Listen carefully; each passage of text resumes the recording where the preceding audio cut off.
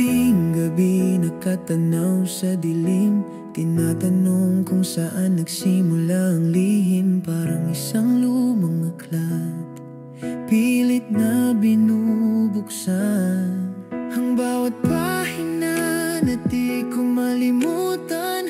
Kung sana'y may sagot sa hanging dumaraan, o kung paano ba talaga ang kalimutan. Ngunit ikaw ay naging multo ng damdamin, isang anino na laging sumusunod sa akin. Walang tinig, walang mukha, pero ramdam ko ang hiwaga ng pag-ibig na di ko na maabot. Para bang palagi akong nasa dulo ng hagdan, nag-aantay, nagbabaka sakali na ikaw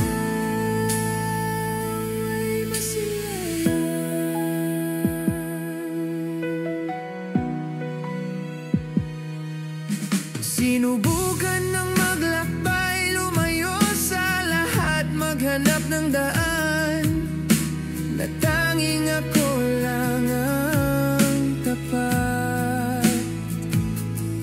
Sa malamig na hangin, sa mga bundok ng Sagada, akala ko'y doon magigising ang diwa.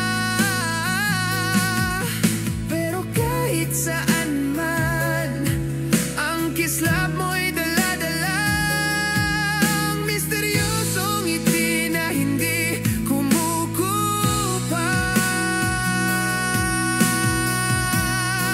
Ngunit ikaw ay naging multo ng damdamin, isang anino na laging sumusunod sa akin. Walang tinig, walang mukha, pero ramdam ko ang hiwaga ng pag-ibig na di ko na maabot. Para bang palagi akong nasa dulo ng hagdan, nag-aantay, nagbabaka sakali na ikaw ay masilayan. Hindi na nananaginip, gising ako sa katotohanan, pero mas masakit, mas mahirap intindihin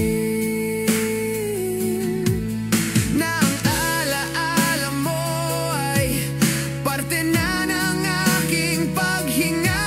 Isang matamis na pait na ayaw kong mawala.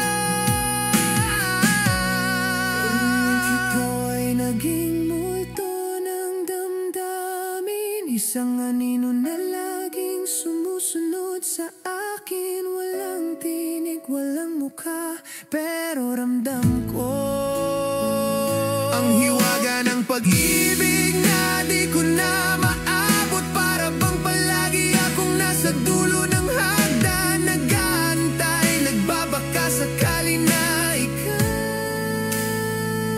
ay masilayan.